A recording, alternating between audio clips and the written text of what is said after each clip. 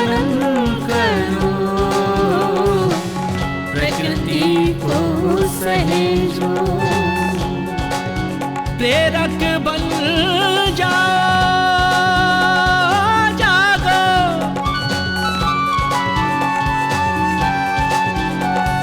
समाज की, देश की, विश्व की सेवा करो, स्वार्थ और लालच की बेड़ियों से बाहर निकलो।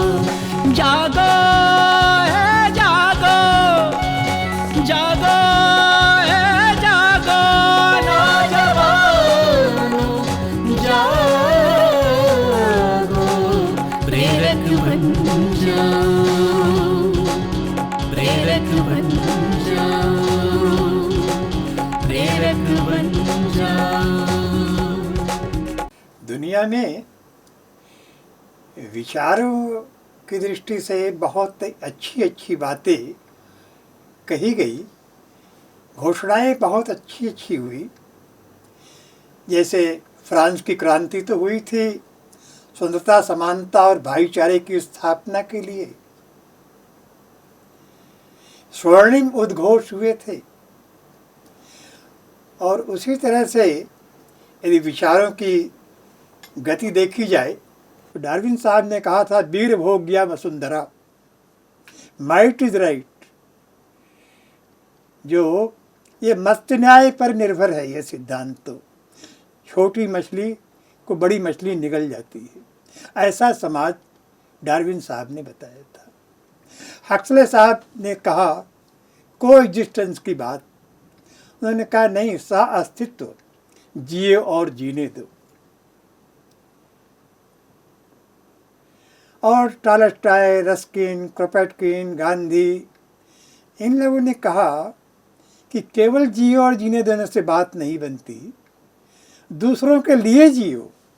बहुत अच्छा उदाहरण है कि यदि माँ बच्चे को जन्म दे और एक कह दे कि जन्म दे दिया तुमको, तुम भी जियो और हम जिए, ऐसा नहीं होता। माँ को कुछ करना पड़ेगा, उसके लिए माँ के लिए जीना पड़ेगा बच्चे को। इसी तरह से ऐसा एक इतनी सारी अच्छी अच्छी बातें कही गई दुनिया में, लेकिन मित्रों इन विचारों के अनुसार नया समाज रचना नहीं हुई, नया समाज नहीं बना। विचारों की उड़ान हम बहुत दूर तक गए, दूसरों के लिए जियो।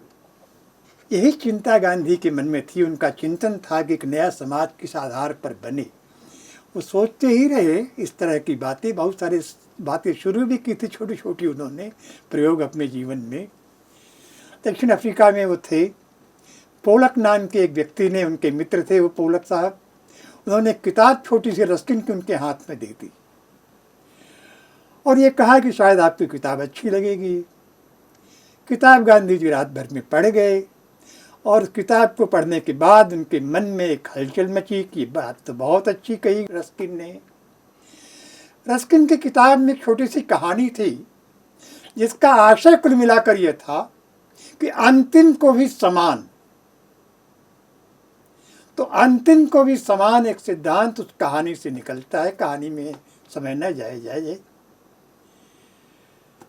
गांधी को लगा कि ये इसमें से एक 3 बातें गांधी ने उसमें से एक 3 सिद्धांत निकाले।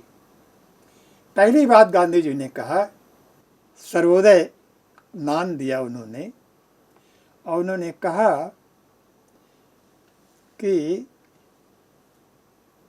सबके उदय की बात कही उन्होंने, सर्वोदय, सबका उदय, सबका विकास। दूसरी बात उन्होंने कहा, उनका सिद्धांत उसमें से निकला कि सबके भले में अपना भला। सबका भला होगा उसमें ही अपना भला भी निहित है। केवल अपने भले काम सोचते रहेंगे तो संभव ही नहीं होगा। तो सबके भले में अपना भला, पहला सिद्धांत निकाला उन्होंने सर्वोदय में। दूसरा उन्होंने कहा कि किसान मजदूर का जीवन ही सच्चा जीवन है। और तीसरी बात उन्होंने कही कि वकील और नाई का पारिश्रमिक समान होना चाहिए। ये तीनों सिद्धांत के आधार पर उन्होंने सर्वोदय नाम दिया। एक पुस्तिका भी लिखी उन्होंने सर्वोदय की। मित्रों, गांधी में और हम लोगों में फर्क यह है कि गांधी के समझ में जो बात आ जाती थी फिर उसके प्रयोग में लग जाती थी। वो देर नहीं लगती थी उनको उसके प्रयोग में लग जाने की। तो गांधी ने ये बात रस्किन की किताब पढ़ने के बाद 1904 में उन्हें एक किताब हाथ लगी थी और उन्होंने उस किताब को पढ़ने के बाद ही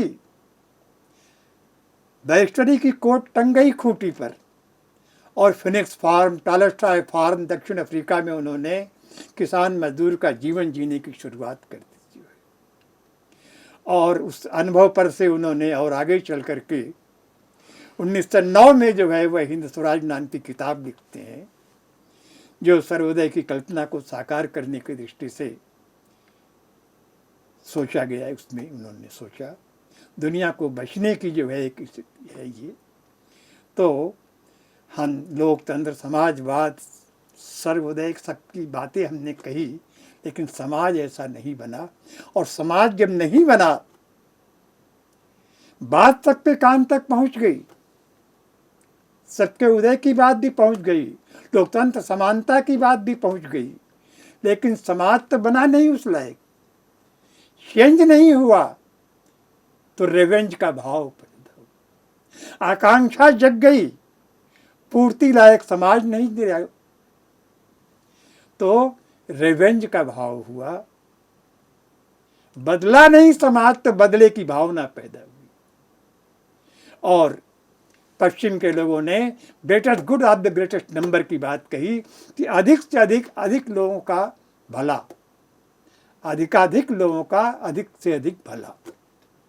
मित्रों, जो वंचित रह जाएगा वो शांत से नहीं बैठेगा, न दूसरे को बैठने देगा। इसलिए गांधी का सर्वोदय आज की परिस्थिति में वही जो है संपूर्णता में है। इसी को जयप्रकाश जी ने अपने आंदोलन में संपूर्ण क्रांति का नाम दिया था। एक नया समाज सर्वोदय और संपूर्ण क्रांति के आधार पर बनेगा तो वह शांतिमय, स्थायी, सुखमय समाज बन सके।